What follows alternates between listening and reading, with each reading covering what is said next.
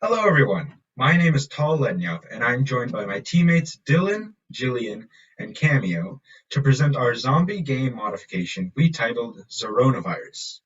In an age where COVID-19 affects our lives on a daily basis, our group wanted to make an experiment based on the spreading of a disease to see how the rate of a spread affects response strategies, which is very relevant and applicable to COVID today. So starting with our motivation, all of us were interested in topics like more machines, as well as all the tough ethical decisions that RL machines have to make. We decided to implement these ideas into a serious game where a zombie virus constantly spreads and infects pedestrians. Our research question was, in a game where a zombie virus spreads, how will the rate of the spread affect players' decisions of squishing zombies or saving bite victims?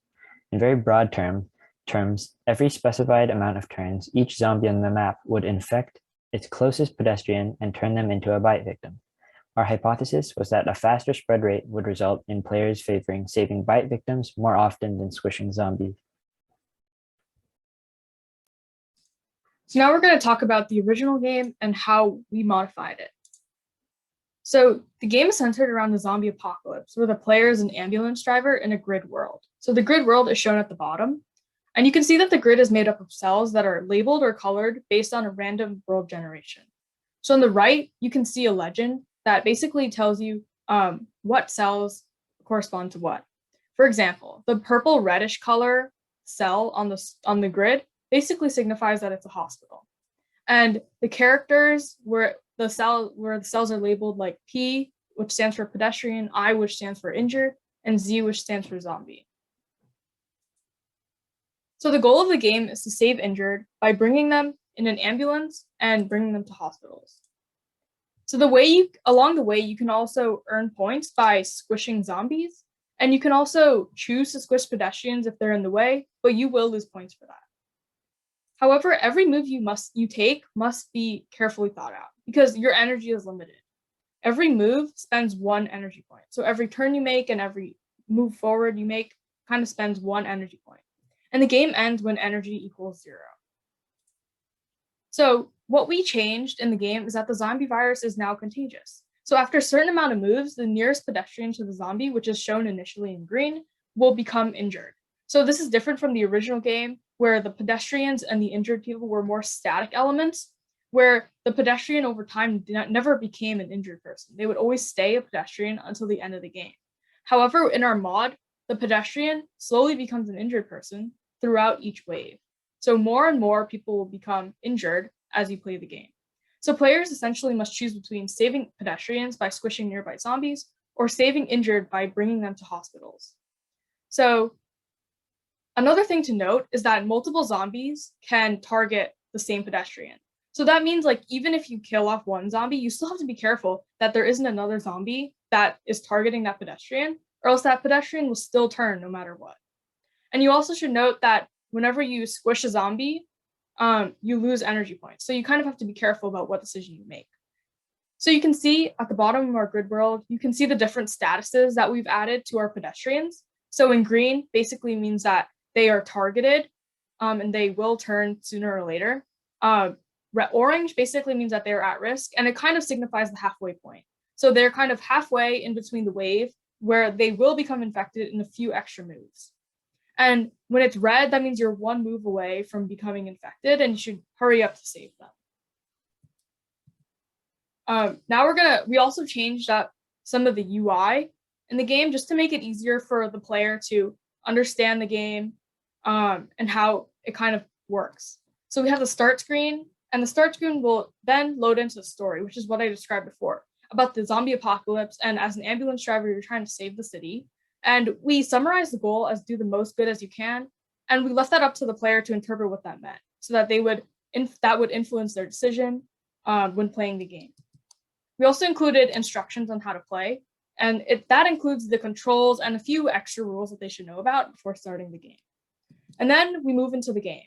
So on the right, you can see the legend, and the legend basically describes each cell and what it is for the player. And it also tells them how many total moves they've taken, the energy remaining, and the moves until their next wave. So they should kind of watch these on the side as they play, just to be aware about the status of their situation. So you can see in the middle, that's where the player always starts. The ambulance always starts in the middle of the grid, and the ambulance is signified by the greater than sign. So wherever the point is going is the direction that the ambulance is facing. And you can kind of see like the different statuses. So since it's the beginning of the game, the pedestrians are still green, which means they're targeted, but they're not at risk yet. So now we're going to move into a live demonstration of the game. So this is kind of starting up the game, and these are the 3 screens that play before you get into the actual game. And now we're into the actual game. And you can kind of see that something you should pay attention to is the status of the pedestrians, right? So you want to take note, you see how they're changing color as we're moving more and more, which basically signifies that the wave is happening and they're slowly becoming infected, which you just saw. Also note that every turn that the ambulance takes is an energy loss. So you kind of have to be careful about how much energy you have left and what you want to do with that energy. And notice how right now I have a pedestrian, and when I enter the hospital, I leave without a pedestrian on me. So that kind of tells the player what their status is in the ambulance and what they should do next.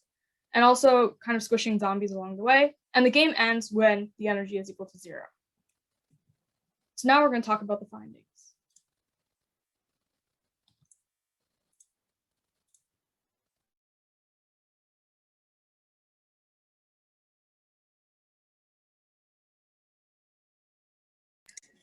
Okay, so I'm going to talk about data collection and analysis. Basically, how we collect our data is that we ask our classmates, friends, parents, and TAs to play this game for 3 times, and we record their number of injured rescued, zombies squished, pedestrians squished, and injured squished of every round. Our first finding is that the percentage of injured rescued in trial 3 is greater than trial 2, which is also greater than trial 1, which means people rescue more and more injured when they are playing like more rounds.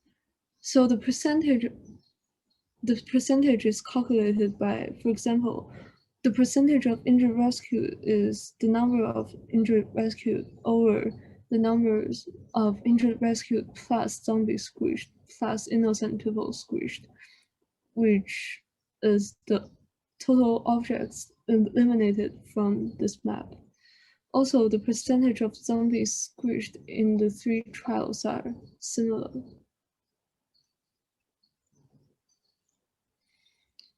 Our second finding is that the spreading rate equals to 15 group, which is the group with a faster spreading rate, rescued more injured people. But there are no big differences in the percentage of zombies squished, which corresponds to our hypothesis.